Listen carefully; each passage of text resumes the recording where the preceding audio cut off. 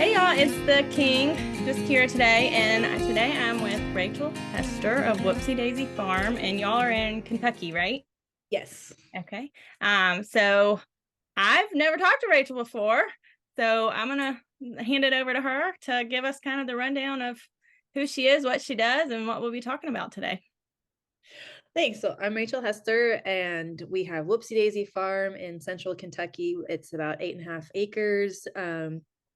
It was a trailer home park kind of thing for several years, and then before that, it was hayfield. So when we got there was no topsoil. So we, got the Joel Salatin bug and got chickens and ducks and geese and bees and all that kind of stuff. And then in 2020, we added sheep to the homestead, and we started milking them.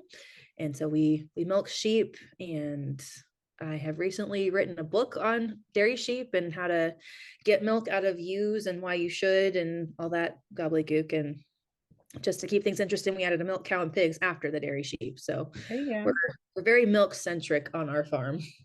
Yes. Okay. So it's funny that um we're connecting this week because we had a milk cow like we were this close to Uh-huh. getting the milk cow. We were just waiting on a Jonies. Is that how you say it? Yeah, I can't even Yeah, remember. Yonies. Yeah, okay. Yeah, It's sorry, like it's weird. John's with an E I and know, I know, it's spelled one way and you say it the other way, and I'm like, oh, yeah. We yeah. were waiting on that, and then the seller decided not to wait for us to wait on that and just sold her, and we were so upset. It was a miniature Jersey, and it was a miniature bull that had been hand reared, and we were so excited. She was in milk. She just had a calf in February, and it completely fell through. So we're so bummed, but we have our goats we think are pregnant. We're getting ultrasounds next week. So please enlighten me. Give me all your dairy things, because I was like, I've watched we're members of the School of Traditional Skills. Are Yeah. you so I've watched all the Sean and Beth Daughtery stuff, but it's something about like this one-on-one time. Yeah. Me.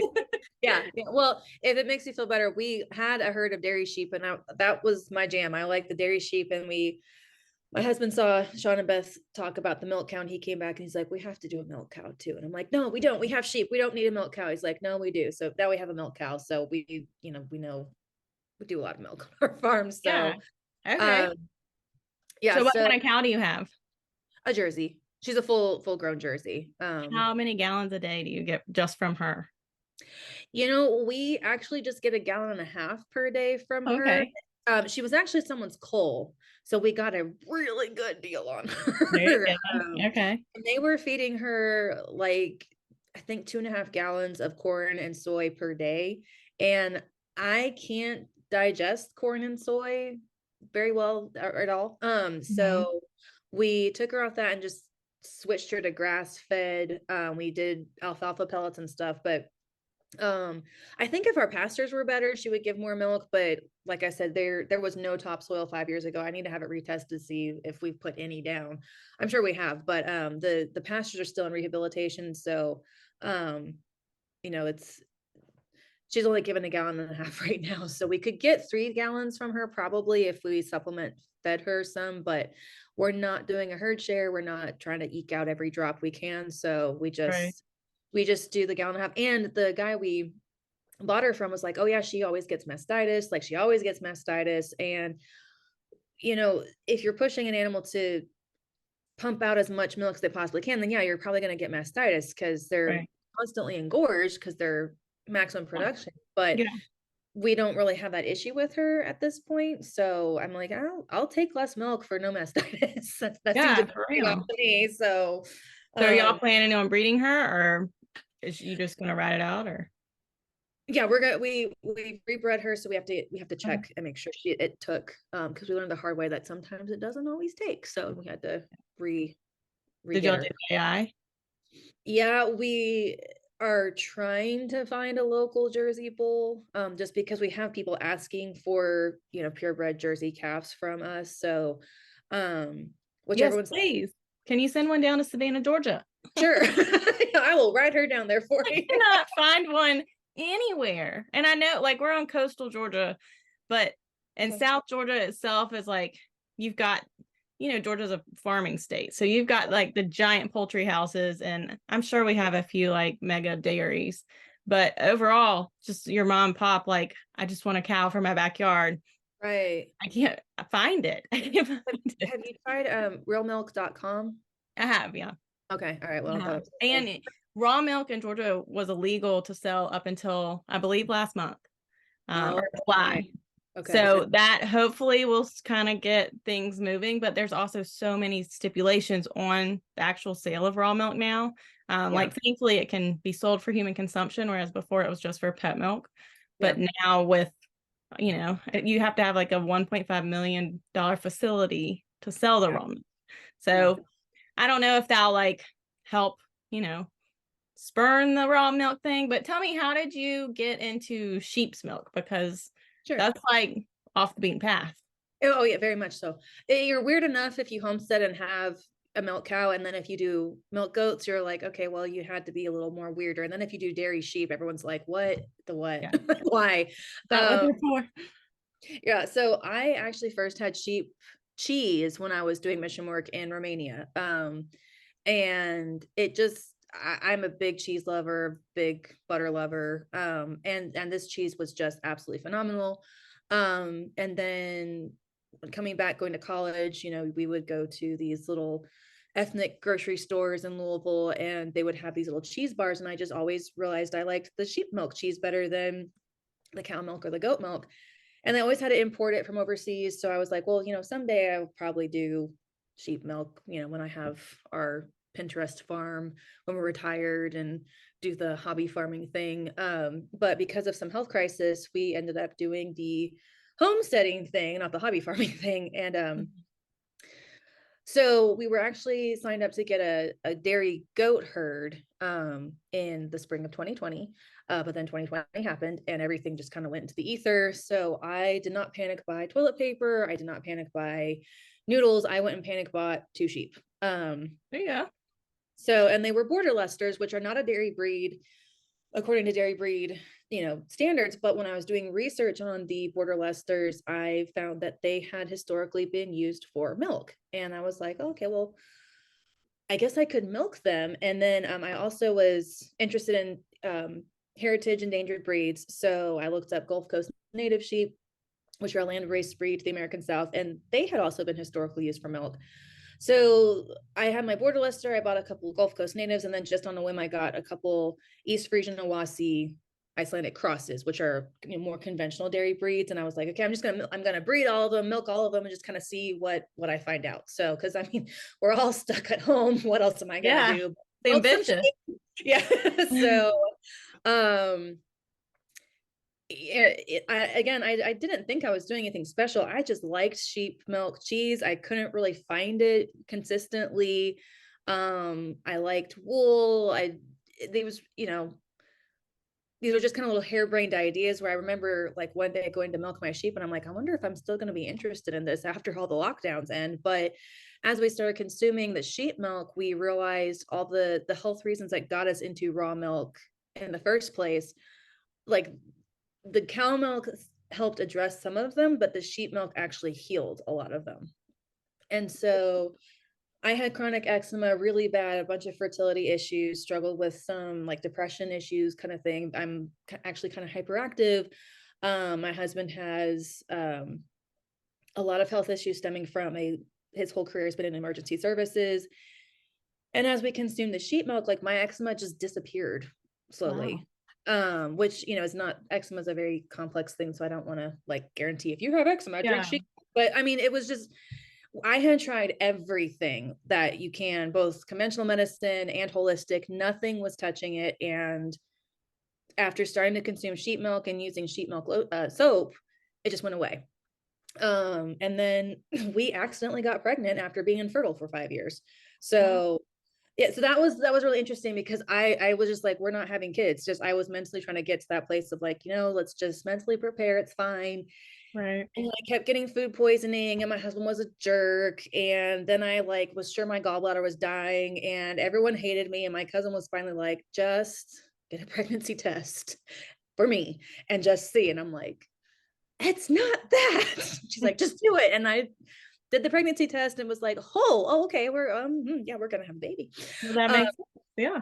yeah, so that was kind of a, you know, fun little surprise to that. Yeah. So How do you milk pregnant?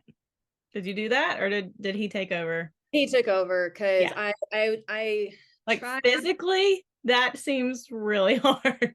I did try a couple of times just because I'm like, I just want to see what it's like. And I mean, you know, your center of balance is just off, and our stanchion is such where you have to kneel behind the U and like you're on your knees. So between the pregnant belly and the balance being off, and the fact that my belly was right where the U's legs were, Yeah. it was like this could go south kind of quickly. Yeah. So husband's like, you know, I'll milk the sheep. You stay in the house and write about sheep. Just, you know, let's Oh, okay. Okay. See, here. good for you, because we had a baby in February and I just stayed in the house. I didn't write a book. Okay. You were productive. Well, I was crazy. Let's be clear. It's really, really difficult. I did a podcast on that because I wanted to while I was pregnant, but then like you're tired and you got all the stuff. So like our baby came early. She came 2.5 weeks early. So I didn't want to forget like that mindset that you have to overcome, because like we're so used to doing everything. Like It was so hard. I mean, and my so hard. husband had to really verbally encourage / threaten me of the most important thing you can do right now is gestate our child. And It's it was for this baby. hard. It was hard. Yeah. And then after we had the baby, I was not prepared for postpartum recovery. Like, I really want to write a book on postpartum because I knew I was going to be like sore, but I thought like hard workout out the gym sore, not like you can't function for a week because your body's healing. I had a C-section, so you can't function for like 8 weeks. Like, Oh yeah, yeah. So I mean, and I had a really weird labor. He was sunny side up. oh. Um, And you yeah. didn't have a C-section? So my liver does not like medication, so I didn't do any pain meds. We told them the C-section only comes in a life or death situation. Mhm. So yeah, it was a 34-hour labor, and a couple of people are Oh, like, why didn't you get a C-section? I'm like, well, because I I kind of preferred the pain to what I knew my body would do with all the meds that they have to give you for yeah. that. So Red hair makes you like super susceptible to, but yeah. it's kind of the only option we had. So I guess Well, what I it was. mean, like if you have to, this modern medicine is there for a reason. So I mean, Yeah. I But ended no, up I totally understand. Like, and then like afterwards, they want to pump like all this hardcore drug in you, and you have this, 6-pound infant that you're breastfeeding. And you're like, I'm not taking that. Like, yeah, you're yeah. lucky if you give me ibuprofen. And I'm not trying to be like, oh, look how like strong I am, but No, I'm I not guess I putting totally that in yeah, the I baby. don't I can't take Tylenol and ibuprofen because it makes me Yeah. sick and I still am in pain. So Right. Right. like So it's useless. I'm not trying to be a hero. I just can't be a normal American, and trust me, I want to be. This So is did not the sheep's milk help in that stage of life too? Oh yeah. So I didn't know this was a thing postpartum either, of like, there's somewhere after you've had the baby, you wake up and you just get hit with that panic of like, I did a terrible job giving birth. I'm a horrible mother. I can't do this. So you just have all that overwhelm because your body's just tired and depleted. Yeah. I didn't know that was a thing. I had actually asked my nurse if we could keep sheep milk in the nurse's station refrigerator. Mm. And she was like, yeah, sure. They all thought it was really, really cool. And so my husband had got me a cup of tea, and I had my sheep milk quart jar there on the hospital counter, and I had just put a little bit in my tea, and I just lost. I burst into tears. I'm like, I can't do this. I can't do this mothering thing. I can't do it. And the nurse walked in, and so she was great. She knew exactly what's going on. She's like, yes, you can. Like, this is totally normal. You did great. And she goes, drink your sheep milk. See if that helps. And it was actually cream because I had gone into labor and separated 3 gallons of sheep milk into cream and skim milk because that's what you do when you go into labor and you're a dairy shepherdess. Listen, I started stretching. I was like, what is this? Because I didn't go to labor our first child. I like went into the C-section like on schedule. Everything was great. And I like went into labor in the middle of the night with this one. And I was like, maybe I'm just sore. You idiot. Like, so I didn't go. I started at 1 o'clock in the morning and I didn't go into the office. Like, I called and I was like, I think I want to get checked out. It was a Friday. I didn't go into the office till 1. And they're like, you're in labor. I was like, oh. I was like, That's why I feel funny. Yeah. And Yeah. so No. she was out by 3. Like it was like, Okay. wait. Okay. Okay. Yeah. Yeah. So yeah, but So yeah, I woke up it's at a 9. lot. Yeah, Yeah, it's a lot. in your body. Like I woke up at 9. I was like, I might be in labor. I should go separate sheep milk into cream and skim milk. And I don't know. I'd been there for weeks. It was not going to do anything I wrong if know. it stayed there a couple more days, but I needed to do it now. So I had. I hobbled out to the coop and made up eggs for people to come by because I had egg orders. I had egg orders. I could barely walk, but I'm Yeah, like, I'm like, getting there.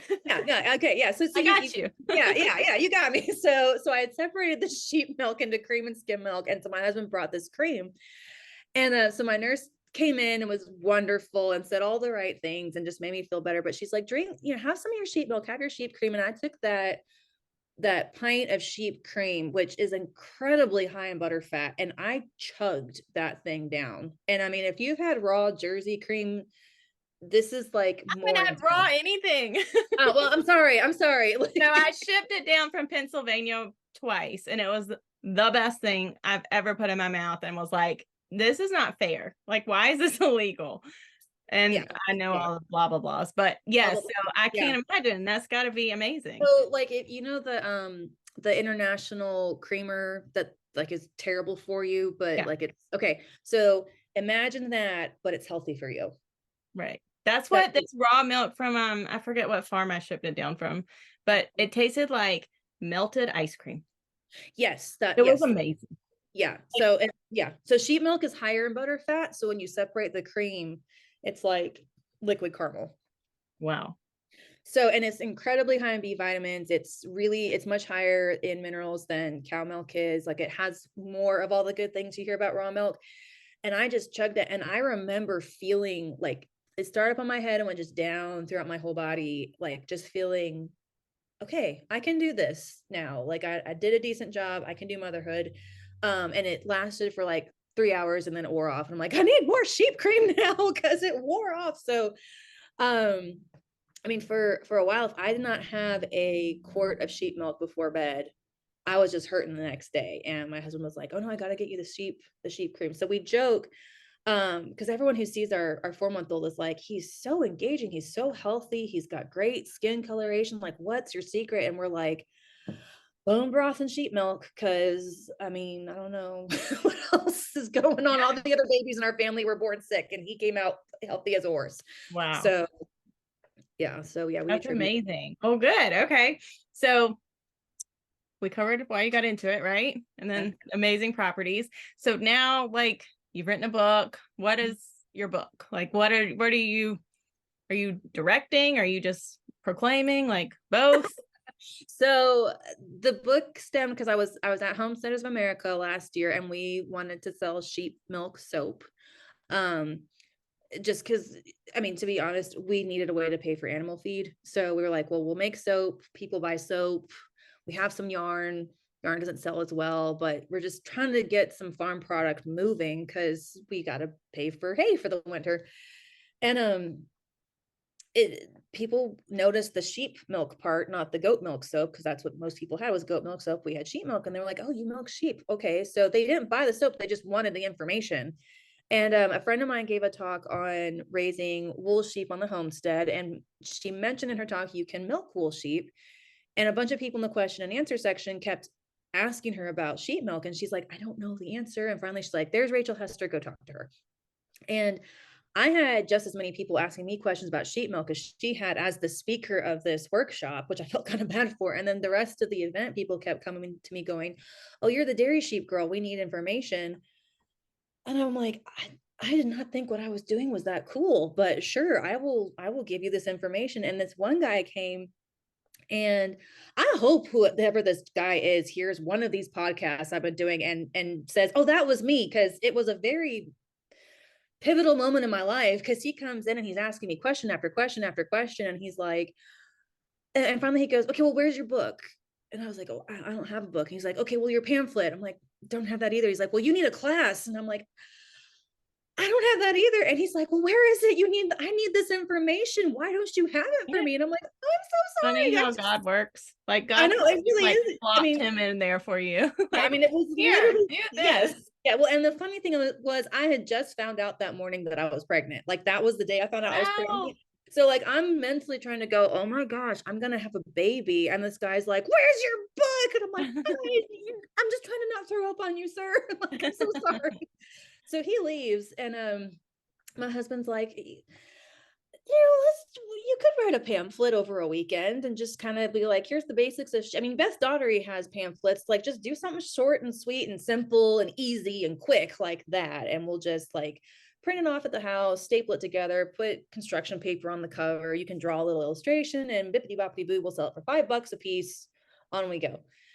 And I'm like, okay. So I start kind of piddling around with this idea, and I was like, well, I need to know this, I need to know that, so I'll go ask some dairy shepherd friends of mine what they think about this. And I don't know why sheep milk is different from goat and cow milk, I just know that it is, so I should probably research that. So I started complaining to a fellow shepherdess, Janet Garman, like, there's just not a lot of information on sheep dairying, so I'm writing this little pamphlet thing. And she was like, well, I happen to be starting a publishing company, and I think I should publish your book. So would you like to just write a full-length book on the topic since you're so interesting and interested in it? And I'm like, sure, I'm only in my second trimester. Why not? I'll just write a book.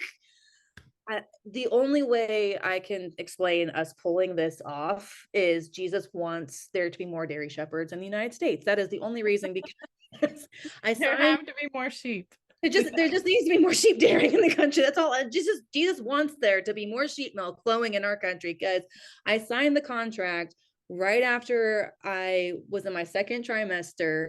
I turned in the manuscript on May 16th, went into labor May 17th. And I mean, there's just several things that like I wanted to interview some Romanian shepherds, because that's where I was exposed to sheep milk, and they're basically an unreached people group. Like they're up in the mountains. You don't see them. I mean, they're up in the Romanian equivalent of the Appalachians for most of the year, watching these sheep. And so I reached out to a photographer I followed on Instagram who's in Romania, and I was like, do you know anyone who knows dairy shepherds in Romania? And he's like, oh, one of my best friends is. Do you want to do an interview? I'll just hook you up real fast. And I'm like, Crazy. okay.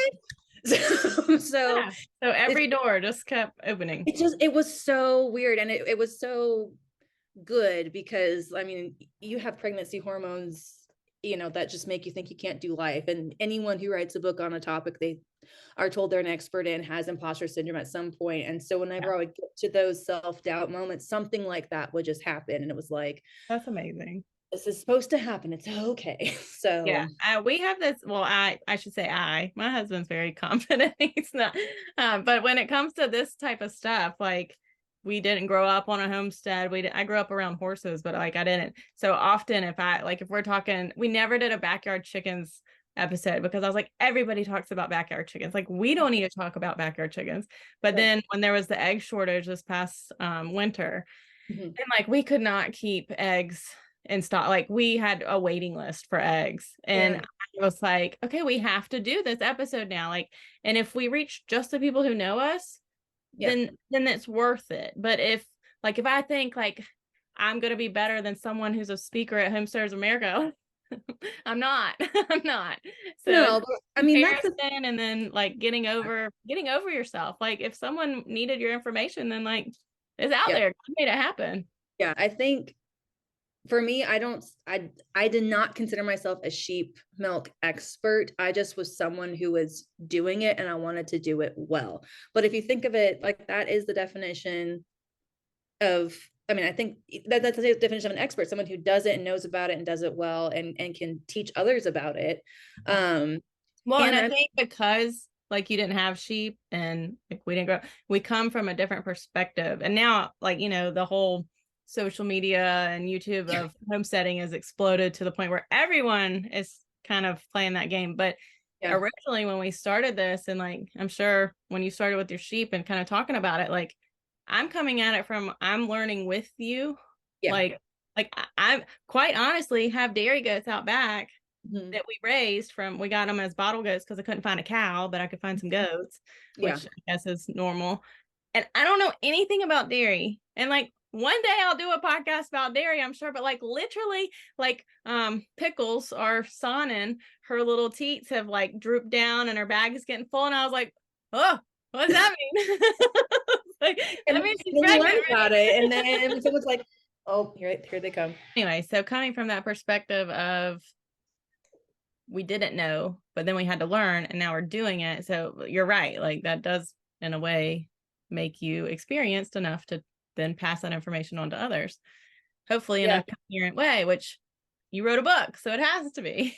right. And I think I mean, I compare myself to people who've done it much longer than me and should know more than me, but I don't think I think people are just wanting to know what to do. Like, and if you're doing it, they just want you to share what you're doing so they can go and do it also. Like it doesn't have to be I'm the one who knows the most about it than anyone in the entire world. It's just I do it and I enjoy it and I do it well. And I want to teach you how to do it well too. Yeah. And a lot of people coming into the homesteading world, they're like gathering all the information they can. So then like they might like what you're doing, what Sean and Beth are doing, what, Amy, I don't know how to say her last name, I forget. Or, Hipsters America, Amy, but they can come up with their own plan based on like, I liked this and this and this and didn't like that and that and that. Exactly.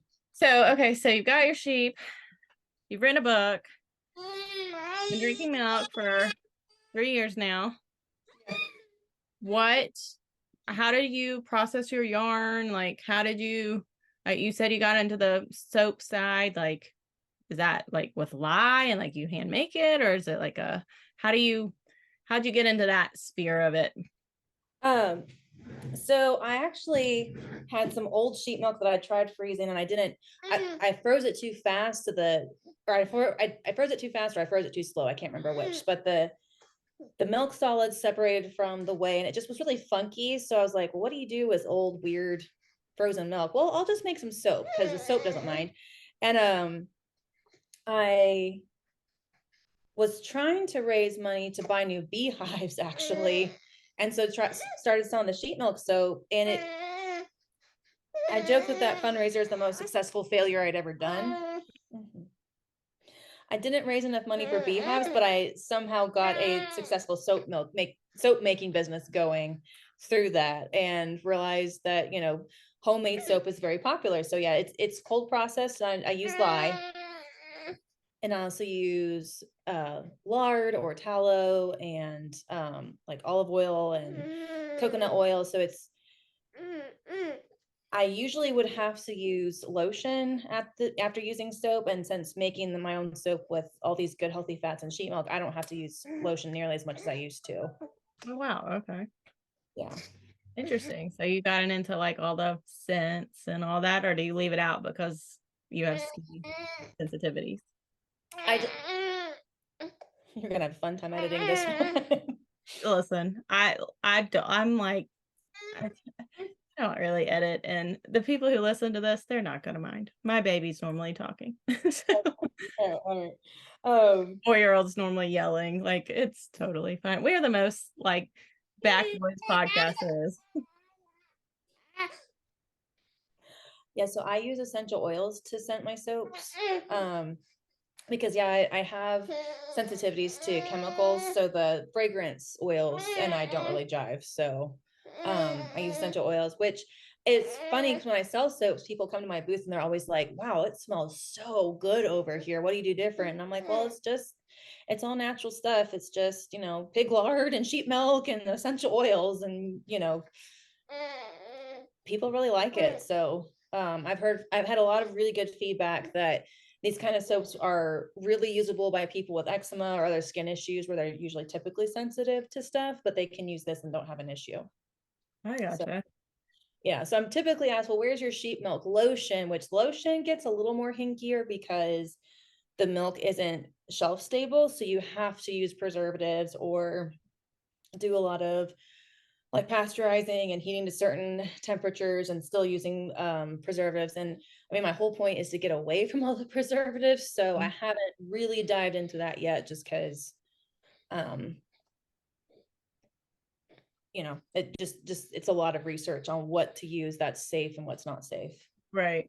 Yeah, no, that makes sense. Where are you getting like your lard? Is it from your own pigs or a local farm or? I hope to someday get it from our own pigs, but right now I'm trading local farmers for sheep milk, soap for their lard. Oh, cool. Okay. Yeah. Are you like you said earlier y'all were in a rural area? Are you like surrounded by smaller farms or big farms, a mix? It's kind of a mix. I mean, it's definitely an agricultural area. Kentucky's kind of interesting because no one knows what homesteading means, but like lots of people do it. Hmm. So it's just very casual. Most people have a couple chickens in the backyard. I mean, you see goats whenever you drive in the countryside or some cows or whatever. So I mean, there's lots of agricultural hobbyists, I guess, but we're some of the few people we know in our area who are actually doing this really proactively for food production for ourselves.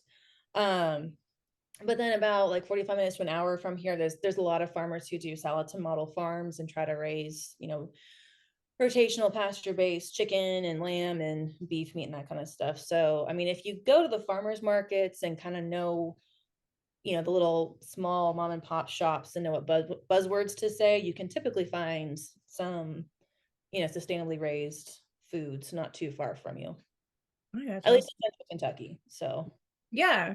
Yeah. We have a few for our farmers market down here, but um it's kind of the bougie farmers market. So the prices are anywhere from like, I don't even like ridiculous, like $20 a mm, pound for a chicken to like mm, $8 a pound for chicken. Like yeah. it that whole like stereotypical I can't afford to buy local food, it Mhm, it really applies in some ways. In our main farmers market.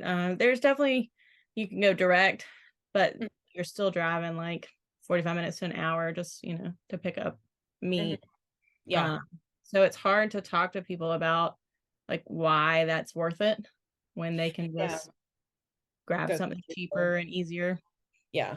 But we raised our first pasture birds last year. Okay. We had two sets of chickens because, of course, our freezer got Of killed or course. died or something, and we lost one whole set of chickens. It was awful. Oh, Uh, no. yeah, smelled We had terrible. that happen last year. All of my butter and chicken feet and broth that I made all summer, the freezer died like as soon as the cold weather hit. Yeah. And we didn't find it for a couple of days. So by the time we found Mhm. it, like there was no salvaging No. anything. And I'm like, okay, well, I'm glad we have pigs because at least we'll make good bacon with all this. Yes. Yeah. So, yeah, we didn't have the pigs, and we didn't find it for like a while. It was gross. Oh, And it was awful because it was like our first batch, and my husband, like, we hired someone to help him because I wasn't helping him. And yeah. I'm all about like roughing it and getting dirty, but I am not all about like stripping a chicken. Like I want to. And I'm glad he does. Yeah. So, but we did our own pasture birds.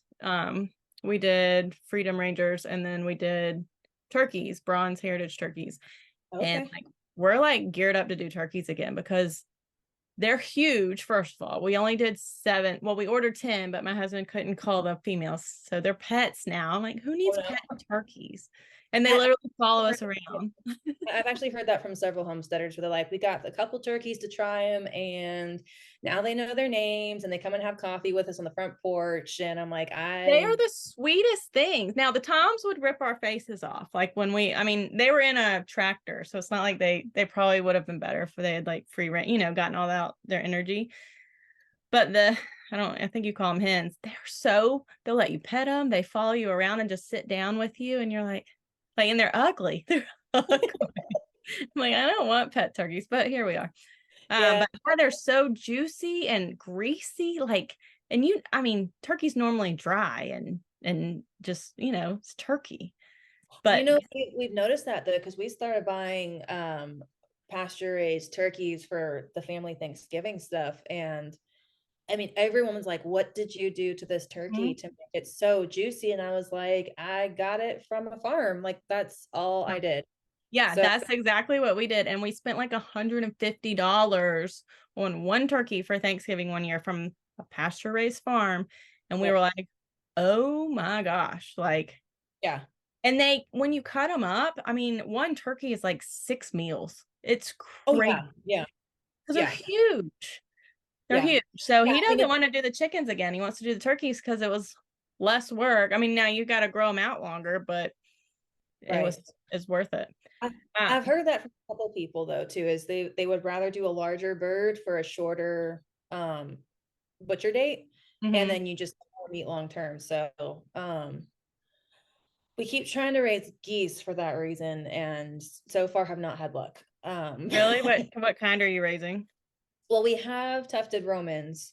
Okay. And I bought a female from McMurray Hatchery one year and then a male from McMurray the next year. So they would bond with our duck flock and be guardians. Yeah. And so we had a Muscovy Drake, and he was having an affair with our goose. So all of her eggs were sterile. So Mm. last year was her first live hatch, and a stupid chicken killed all the goslings. Ah, She had chicks, and then I'm this year surprised she let them near them. it was weird. I mean, because the Romans are a really friendly breed. So I don't know. I mean, I have heard Romans are really terrible mothers, is the other thing. Um, Okay. All the stereotypes about geese's mothers, they hatched out 10 this year and they killed 5 of them. And we had to pull, I think they successfully raised 2. We had to pull 3.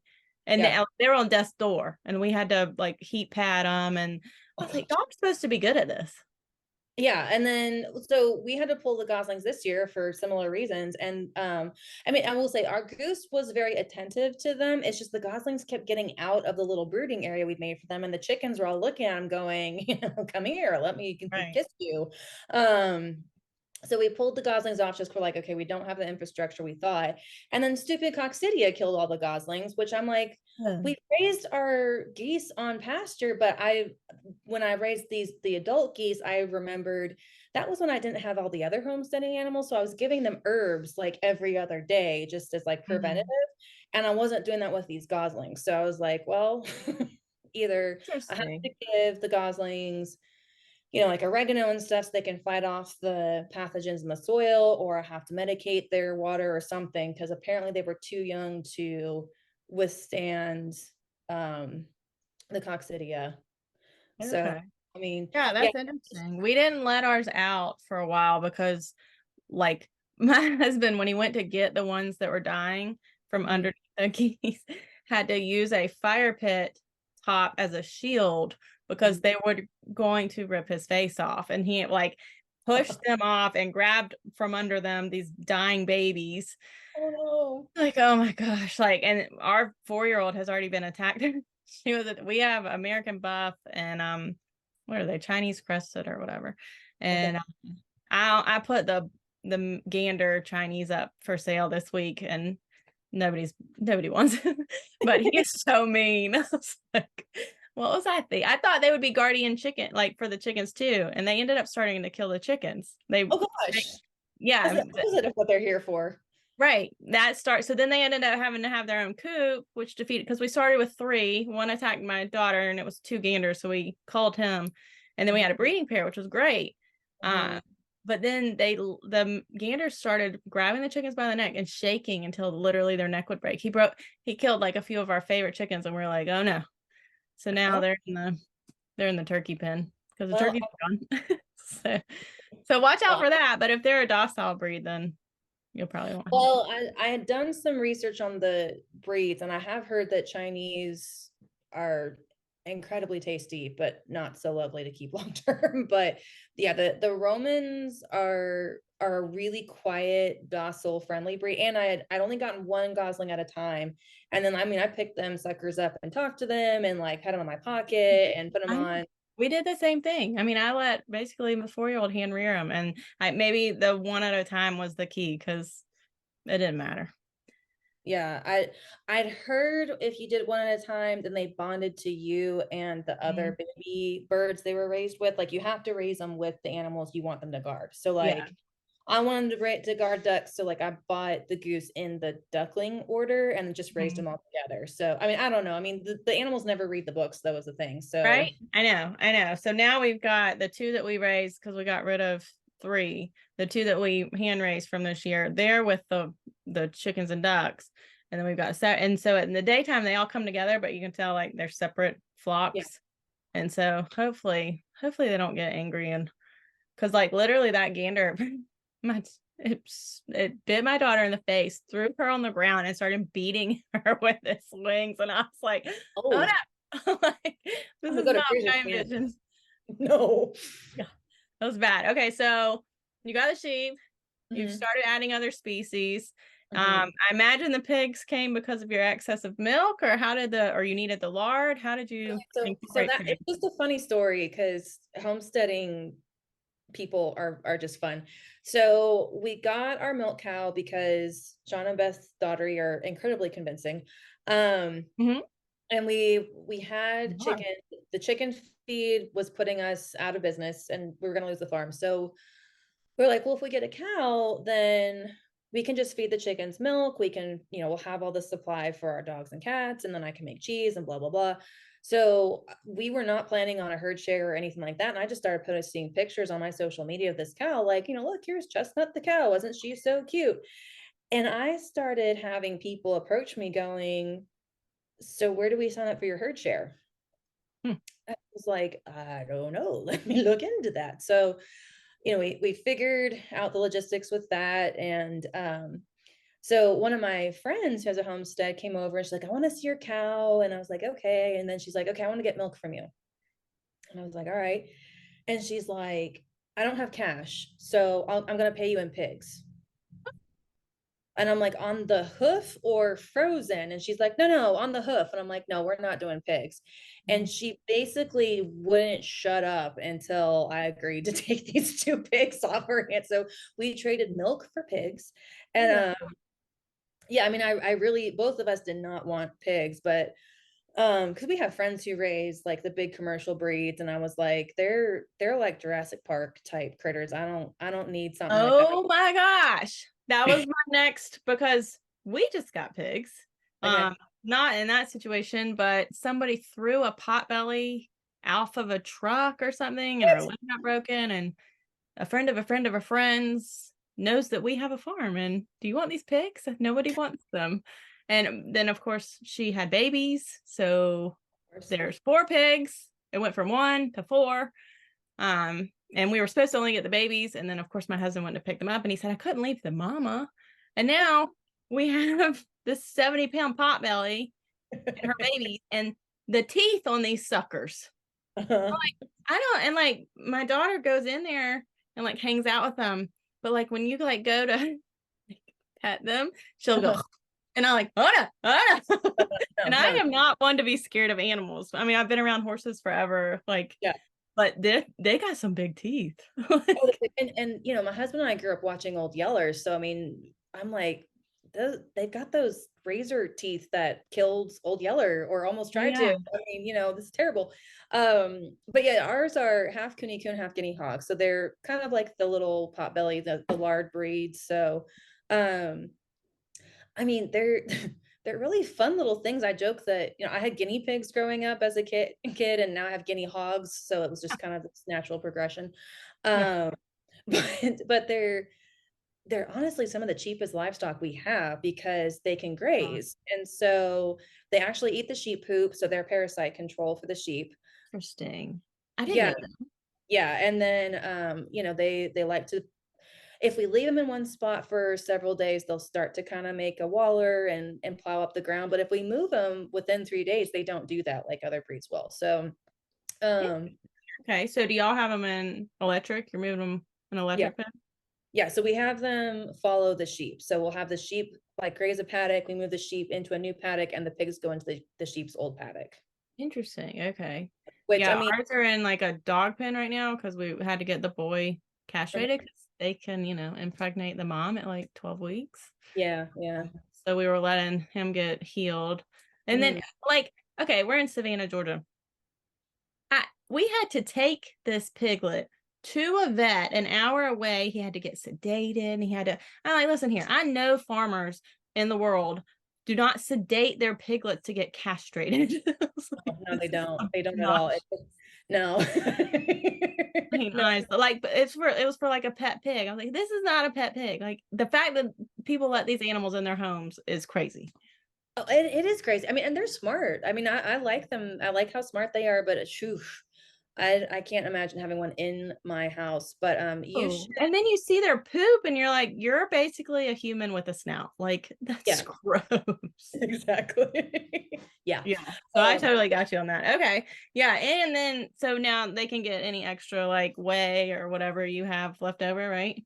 yes, or any like if meat spoils or like when our freezer went out, we just fed all that to the pigs. And for some reason, spoiled meat, like spoiled food, doesn't bother them. So they're great disposals. And it's their poop is a lot more digestible to the soil. So I mean we you can tell a big difference where the pigs have been versus where they haven't been if you're rotationally grazing. So That's uh super interesting.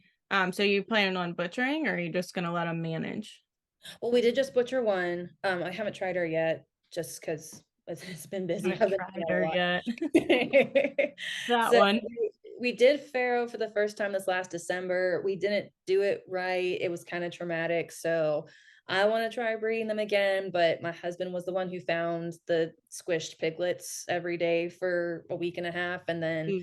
walked in and found a piglet's head and leg in the pen with the mama. So she ended up He ate them? yeah, yeah, they ate one of the piglets. No idea why, don't know what happened. So it's like They're vicious. Like they're vicious. I And know. they can be like sweet, but mm-mm, Yeah. Yeah, I mean, it's like chickens. I mean, there's some very sweet chickens out there, but mm-mm. they're all animals and they're all kind of animalistic. Well, So and when they're omnivores like this, like my husband jokes that if you, especially the meat birds, if you like laid in the middle of that meat bird pen, you'd be dead within like an hour. Like they yeah. would peck you and not feel bad about it at all.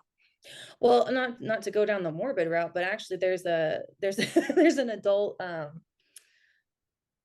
orphanage, I don't know what to call it here in Kentucky, and one of the residents is there because his parents locked him in a chicken coop and the chickens blinded him and caused brain damage.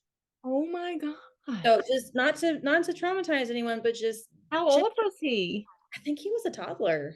Holy smokes. I let my toddler in there all the time. Well, I mean, just make sure she has a way Just to don't lock her exit it. in and Yeah, let just them don't not let have her in. food. If she screams or wants out, let her out. So yeah, but Right. I mean, I visited that and heard that before we got a farm. So now whenever friends come with their kids, like, oh, the kids are just gonna go in the chicken coop. I'm like, you watch those kids because I mean, if a rooster or a hen gets uppity, I mean, they could blind them very easily. I mean, they've got I the know. equipment, so I you have know. to. We have we do something called Farm to Jesus, and we invite like families over to come play at the farm and talk about Jesus.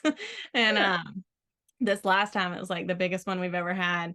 And all these kids think it's so great to have all these birds, and we let them free. We don't, it's on our goal to mhm. um rotational graze because obviously we know it's best, but we're on our property is only 200 feet across. So and it's super long and well, it's not super long, but it's long and skinny.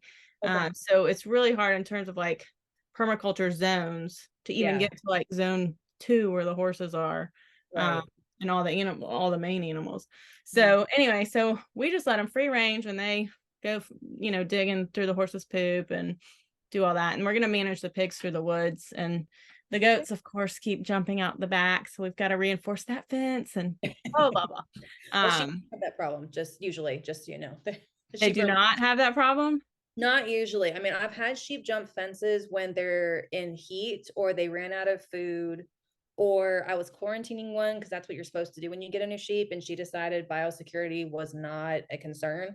So she Mhm. was just went and joined the flock. But other than that, I mean, as long as they have food and friends, they really respect fencing. So just to put that out there. Have you seen Clarkson's farm I'm sure I have. on Amazon? You would remember Jeremy Okay, Clarkson. I think so. Yeah. Okay, watching him manage sheep was like the highlight of my life. Whenever that came out, because his sheep did not follow that rule, and it was Okay. hysterical.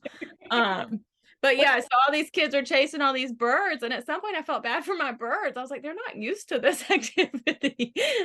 Like, and one of them's we have 5 roosters now because they just keep, coming. And I was like, one of them's gonna turn around and like do some damage. Yeah. Thankfully not yet, and I'm Yeah. not sure insurance covers rooster damage, but hopefully. Yeah. So how many acres did you say y'all had? 8.5. Okay, is that mostly pasture, or you just have like?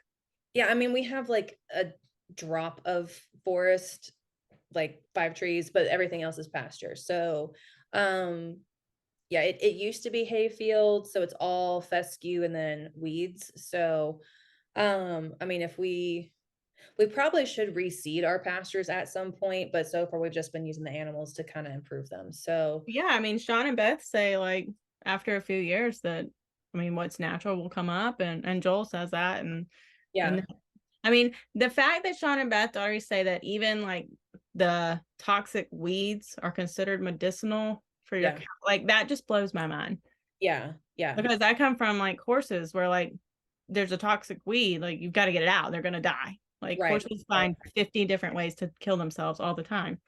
Oh, yeah. Yeah.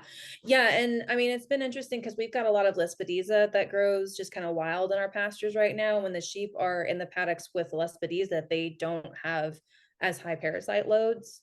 So I mean, there's plants that can actually help improve their health if you have it in your pasture. That is so cool.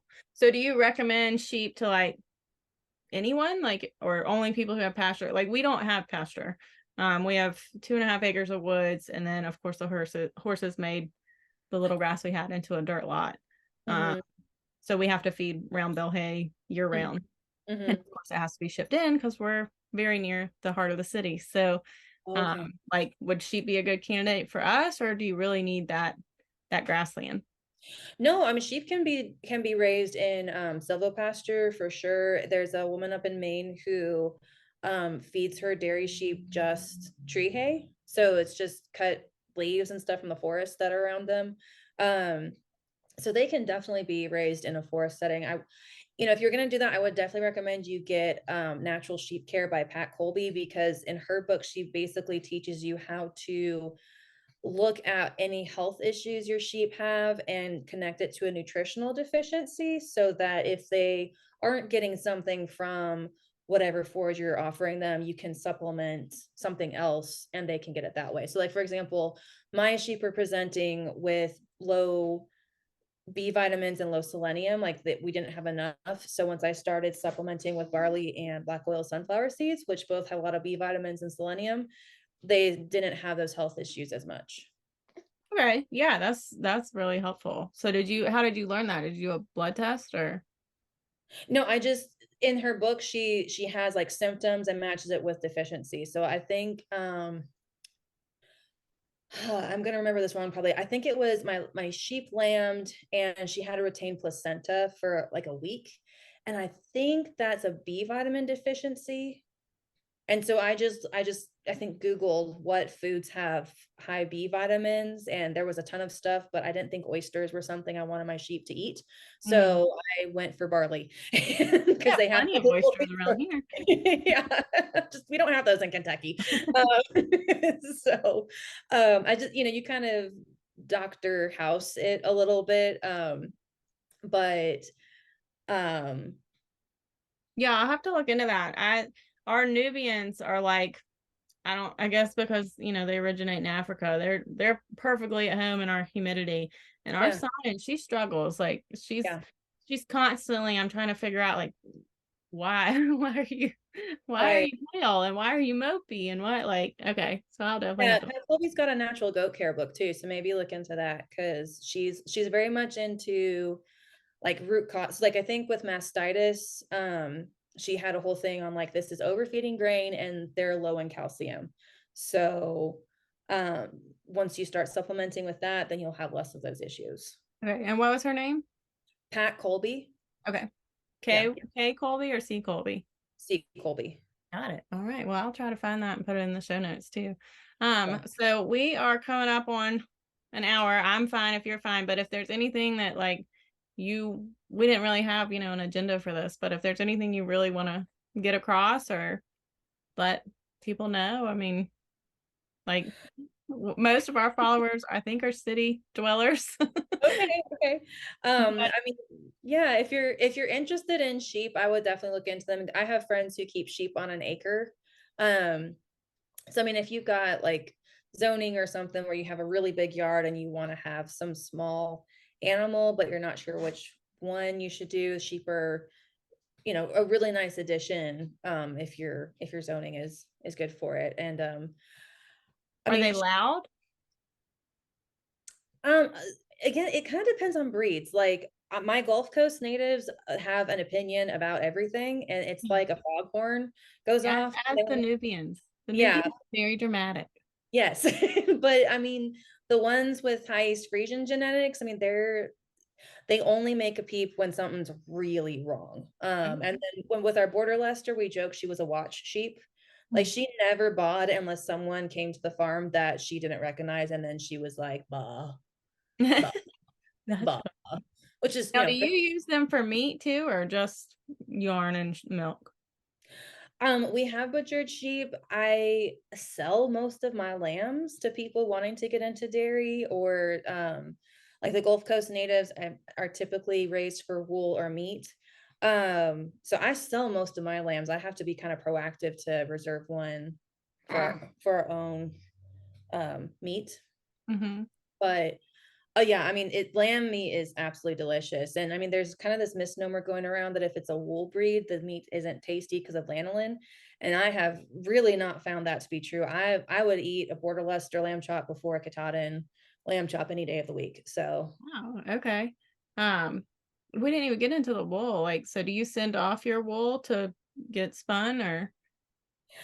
yeah, I do own a spinning wheel and I have some of the equipment to process wool. So I know how to do it start to finish. It's just time is kind of a hot commodity in my life. So um I have sent it off to a mill to be processed. So I mean, if someone wanted sheep and wanted wool sheep, but doesn't know how to do all that, like they just know how to crochet, they don't know how to do all the things.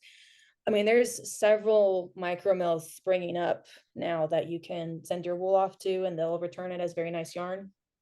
So that's definitely an option. Then you can get into all the like small batch kettle dyeing and using natural dyes to dye your wool, which is really, really, really fun. That is so cool. Yeah. And then, I mean, how rewarding to get it and make it into something tangible to use. Mm. Yeah. So are your sheep like, I know Gulf Coast, you said, so is that like a heat tolerant breed or humidity tolerant, or does it matter? I know, Yeah, yeah, and then yeah. like the size of their tail determines how tolerant they are of heat or something. Um, so the Gulf Coast native sheep are descended from sheep the Spanish conquistadors brought to the American South. So if you look at heritage breeds, there's like the Florida Cracker cow and sheep, and there's Piney Woods cattle, and like there's all these different breeds that are suspected to be descended from the Spanish conquistadors, like the Navajo churro sheep or some of those. Because they wanted a local food source that was familiar to them. Like they weren't really familiar with the American game, so they brought their own livestock to have familiar food. And then when they stopped coming, all those animals were just kind of like, well, we got to survive. So they're actually really well adapted to the American South and Southwest. So that's probably why we got Gulf Coast native sheep is a lot of the European breeds really struggle with parasites, and the Gulf Coast natives don't struggle with parasites nearly as much as the other breeds. So we do have, European descended breeds, like we've got some Icelandic genes, we've got East Frisian genes. Like our best milkers with parasite resistance are the Tunis East Frisian crosses. I mean, they make really pretty babies, very nice wool, delicious milk, and they're pretty hardy. But hands down, the Gulf Coast are the most, we joke they're apocalypse sheep. I mean, they don't need a lot of input, but like I said, I mean, they're survivalists, so they're going to survive. And that typically means they have a little bit more of a wild disposition. So you kind of have to be more stubborn than them if you want to get milk out of them. So if someone wanted to milk them, I would definitely recommend contact a breeder, tell them what you want, and get on their waiting list so you get just weaned lambs, because the earlier you start working them, the more friendly they are. Mm-hmm. That Yeah, being that's said, I've right. We taken had to get the bottle goats, and we let the male go. He's about, we can't handle him anymore. He smells so badly. Do sheep do that? Do they smell? The male? So we had 5 or 6 rams in one spot for like a month because life happened. And by the end of the month, I kind of could smell a boyish odor, but I mean, it's not like a goat where you get on the farm and you're like, holy Moses. Holy smokes. And like Yeah, apparently it can affect no. No, ma'am. Apparently it can affect the taste of the milk too, even if he's on the property if separated. So right. we're willing to risk because our vet was like, you want to wait till the babies drop before you castrate him. And I was like, no, I don't, because I don't even want to touch the girls because they smell like him. Right. Um, so yeah, okay, well that's good to know. No, Um, I've kept a ram in the barn with the girls while I'm milking, and the milk tastes just fine with the sheep. okay, so out of the three species, Yeah, obviously I think I know what you're gonna choose, but out of the three species, your favorite is it is the sheep. okay. Yeah, I mean, I really prefer the milk taste, and it's easier to digest. And also where the protein and the fat content is so much higher in sheep milk and the molecules are denser. If you take a gallon of cow milk and a gallon of sheep milk, you'll end up with more cheese with the sheep milk than the cow milk. Wow. Yeah. So what you're getting a lot of milk right now. Well, we're actually at the end of lactation, so I'm not. I'm actually going into milk dearth at the moment, and I'm very sad about that. Oh, yeah. So, Yeah. yeah, yeah, but we That's get good. good. No, I was just say that's the hardest part is like it's like feast or famine. Oh yeah, yeah. It's never middle ground of like we have just the right amount. It's either we have way too much or we have not nearly enough. Mhm. But then you just learn to preserve and plan and act accordingly. But yeah, we typically milk about 6 ewes, and where I don't feed them corn or soy, so I'm not pushing them to maximum production. I get about a quart a ewe, and I'm very happy with that because I don't have to worry about mastitis or residue of the corn or soy in the milk. I don't Mhm. have to use a lot of medications, and so with my 6 girls, I typically run. Some math person's going to tell me I got this wrong, but I run about a gallon and a half per day with milking. Okay. So So if they're on like the pasture is their primary food, or you said you were doing barley and yeah, um so I do feed them a stanchion treat. So I put black oil sunflower seeds and barley and alfalfa pellets and beet pellets in it. And that also functions as just a nutritional supplement where our pastures are so crappy. mhm. So, and I mean, the grass fed buzzword is very prominent right now, and that is really necessary with cows. Sheep really do need more than just grass. They need leafy twigs, they need weeds, they need other plant matter. So a rumen is essentially a huge fermentation vat, if you think of it. So that's part of the thing with corn and soy is that corn and soy both ferment very, very quickly. And so if you feed a lot of it to your sheep, they're going to have issues with their body being too acidic. It's a really good environment for, unfriendly pathogens to grow and that kind of thing. So, but if you're feeding them like a seed, like sunflower seeds, that's actually giving them nutrition they need, and their fermentation vat can handle that better than a really high sugar food like corn or soy. Interesting. Okay. So what's your long-term plan? You're now an author Mm-hmm. and a farm owner and a mother. And so where do you see like your sheep venture heading? Well, at one point, I wanted to have a creamery where like I milked and produced either cheese or ice cream or something like that. I'm not sure just with how the laws are if that's something I want to pursue very much. But I mean, I definitely think teaching other people how to have their own sheep dairies is something I'm really interested in, and just getting the word out because like doing the research for the book, I knew I liked sheep milk. I knew I felt better, but I didn't know the why behind it. And so then I found the why, and I was like, holy smokes, in today's climate where everyone has a food allergy to something or some chronic illness or some terrible malady, I mean, sheep milk really is a healing food that we need to be aware of because it can heal our bodies. Yeah.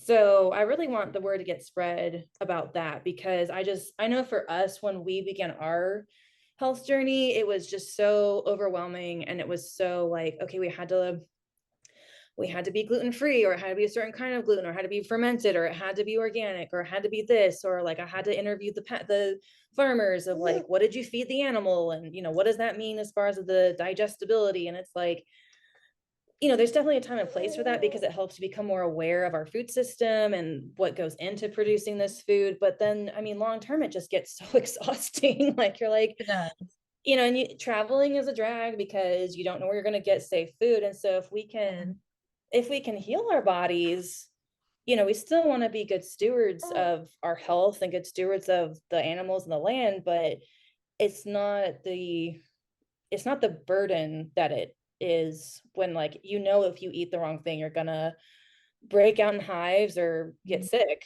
So That is the biggest revelation with all of this. At least for me, my husband grew up around food, although like it was like chicken fingers. But so he knows how to prepare all sorts of things. But I remember looking at people who ate healthy or nutrient dense diets and being like, y'all are not gonna die if you eat a McDonald's cheeseburger. Like, get over it.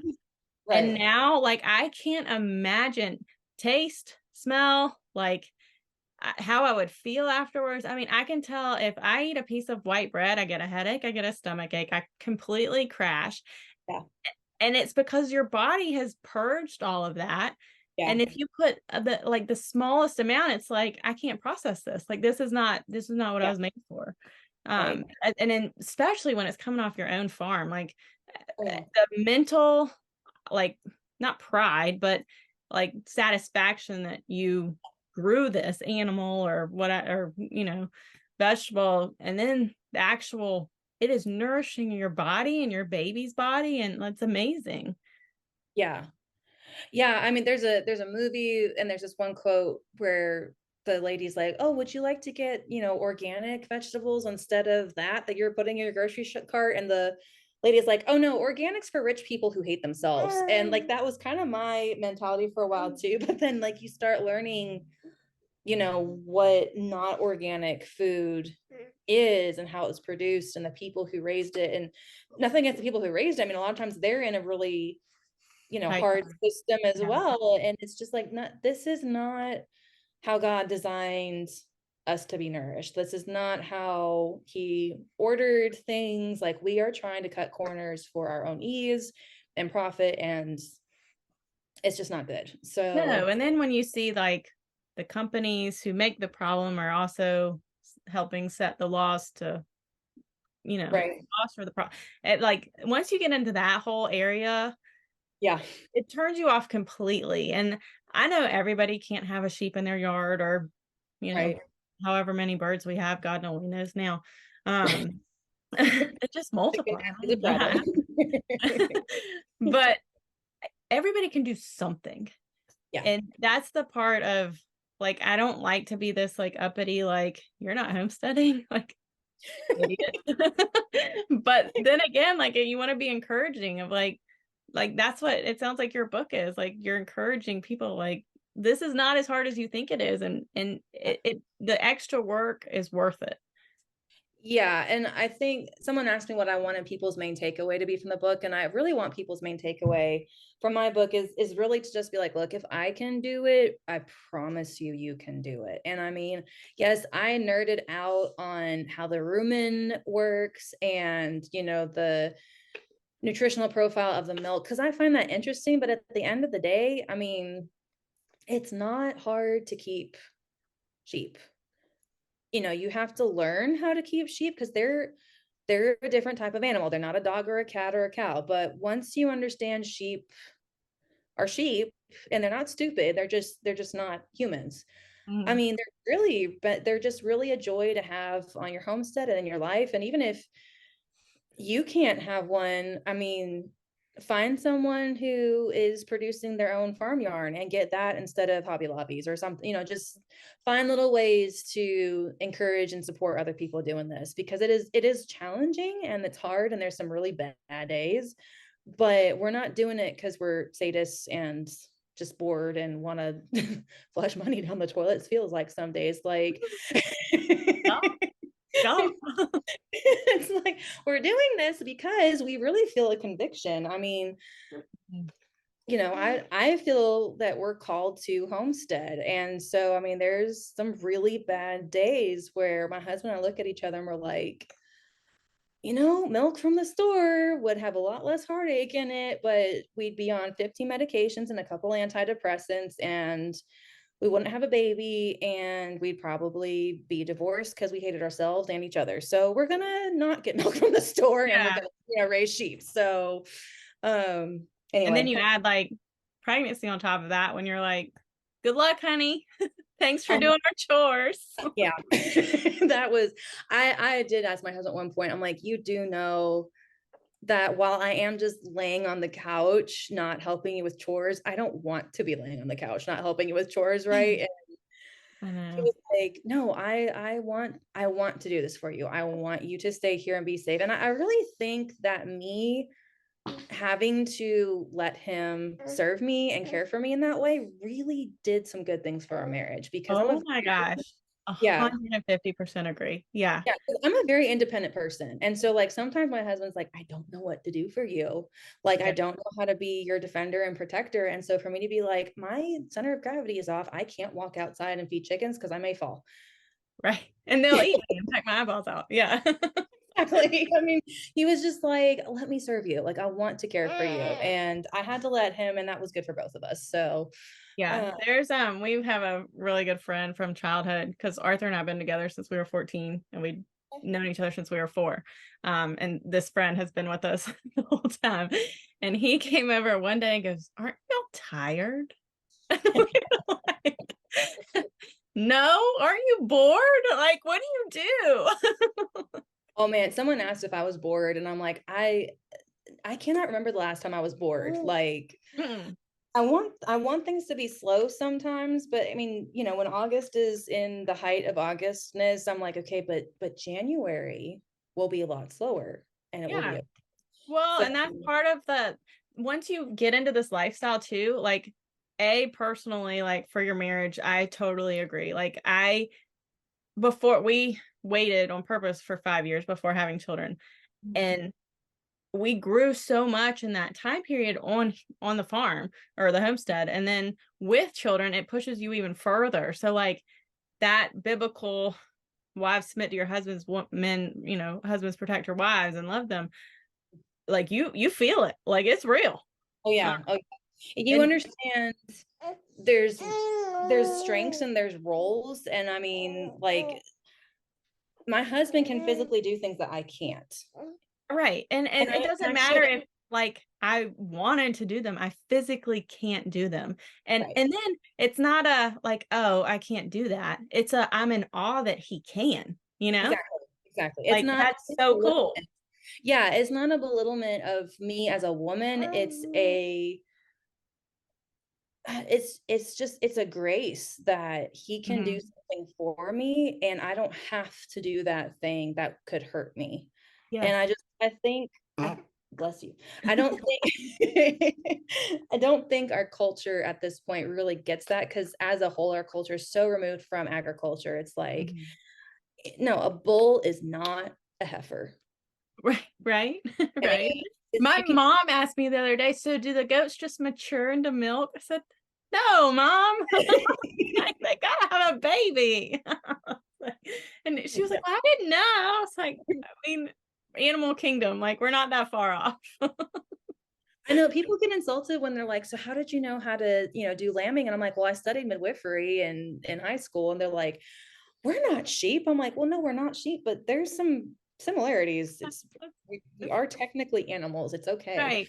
Right. It kind of all works similar, mammals. Yeah, but there's so many lessons to be learned. And as you'll see, not to be like, I'm the mom with the 4-year-old, but as you'll see, as he gets older, Yeah, yeah. the joys just continue and the challenges continue too. Oh my gosh. My husband was in he sells food for a living, ironically, for large companies. Oh, funny. One of the main reasons that we focus on our own food too. Okay. He goes behind the scenes on all those places and he's like, we're gonna raise our own food. I'm like, yeah. Um, not to say anything that would damage my husband's career, but he Oh, totally lost my oh, he was in a work meeting one day and everybody was showing off their kids, and I had just sent him a picture of our child who was 2 or 3 at the time, and she slipped in the chicken coop and she had chicken poop down her face into her like I mean just looked like she had just fallen in like a mud pie. And I was like, "Ah, look at her." And salmonella and all the things. Like we wash, we bathe. And he showed it to the other men and they were like, "Ew."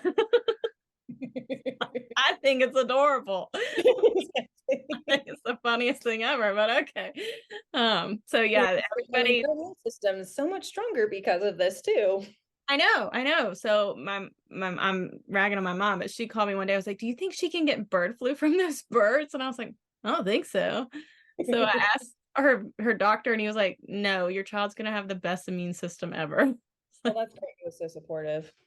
Mhm. Some Yeah. doctors. So, but it's such a joy to raise and to teach some responsibilities. I mean, when we went into labor 2.5 weeks early with our second one, the farm, not me, the person who was coming to watch the homestead had the flu and he couldn't come. And I was like, I was like, you can't take the baby out. Like nobody's at our house for feed time. And she was like, "I will go feed your farm." I was like, "Well, you can't either. You don't even know where I live." And my 4-year-old walked my husband's boss, who was lovingly came and handled it for us, walked him through. If she could have reached the bench, she could have fed the entire place by herself. It would have been hands down, complete, like, because they're on free choice hay, so it's really just like we give grain to the horses to make them happy, like a handful. But it's amazing. It's so amazing. So you know, I could talk about that all day. And I know. I feel like we need to have a follow-up podcast interview just because like there's so many things we could talk about. We could talk about sheep milk. We can talk about having babies on the homestead. We can talk about gender roles in the homestead. I know. And I try to touch on these things. And with babies, I'm sure you said y'all have a podcast too. It's like, it's near impossible to find a time where especially if you do it with your husband like I do. I don't have a podcast. I've been being interviewed on podcasts. I've thought about starting a podcast Okay. because with all the shepherds I met, like I wanted them to all be featured in the book, but we ran out of space. Like my publisher's like, we're pushing Part 2. I know. So it's like, well, maybe I could just start a podcast and interview all of them. And my husband's like, don't use that word just. Every time I use the word just, we end up with a book contract and a farm full of sheep and pigs. So let's not use the word just. Okay. I know. I called my husband this week. "Do we have $2,000? He goes, "Why? No, we don't." And I was like, "Can you find it? Because I really want these cows." And I didn't get the cows. So if y'all are ever traveling south, I want a sheep and a cow. Okay, sounds good. Well, I was gonna tell you, I'm gonna be in Franklin, Georgia next October. So I'll have Where's to. that? I don't know. It's in Georgia. I don't know. I'm really terrible at geography, but Okay. I have a cousin who's moving to Savannah. So when I go see him, Okay, well, come visit and hook up your trailer. And we have an Airbnb about 45 minutes down 95 that y'all are welcome to stay at. You just bring me your cow and your sheep for the year. We'll How many calves are you having? One? I'll take it. Okay. I'm like, yeah. Okay, cow, you need to have twins. Right. Unless it's a steer. Although the mammals are hard. I know we need to wrap it up, but the mammals really are hard. Like once the birds act like they want to kill you, Arthur or my husband said, like, I can slaughter them all day. Like they're gonna rip my face. Oh yeah, the 2-leggeds are so much easier to butcher than the 4-leggeds. I mean, that's part of why I sell my lambs is because they're curious. They come up, they bop you on the nose, and I'm like, oh, fudgesicles, I can't eat you. I'm gonna have to find a home for you. So I know. That's good. You have a market. I'm curious if we'll have a market for our goats. I don't, and we're on 4 acres, and they are loud. We have 27 neighbors, so like we can't have a goat farm. Like, yeah. So I'm glad you have a market for that. That's awesome. Because I've told him, I was like, what do we do? Like most people, they either sell like at auction all their bucklings. I was like, what are we gonna do? He's like, I keep them. I was like, no. Please no. No, that'll get stinky real fast. Oh my gosh. Yeah, no. He's getting castrated next week, and I am so ready for him to be a wether. He's going to be the sweetest little male goat there ever was. There you go. There you go. Yeah. Well, it has been a joy to talk to you, Rachel, and I'm so glad that you reached out, because honestly, like, I am the laziest podcast thing ever. I never find interviews. I just record whenever we have time, and it works for us. Hey, But if this it was a works, lot of fun. And I'm yeah. glad that you have written a book. I can't wait to see it if we ever get sheep. Yeah, thank you. I'm really proud of this little book. I've got Amish friends. I'm like, don't be prideful. I'm like, I think Jesus is okay with the exception to this rule with me being proud of this book. So you're So, trying to help people, and that's something to be excited about. yeah, yeah. Well, it was great chatting with you. I'm so glad that we were able to connect and make it work and have fun talking about a lot of things. I know, we really could. So if you ever start that podcast, I'll come on yours, and then, we can just flip flop. Okay, there you go. Deal. All right. Thanks, Rachel. Thanks. Bye.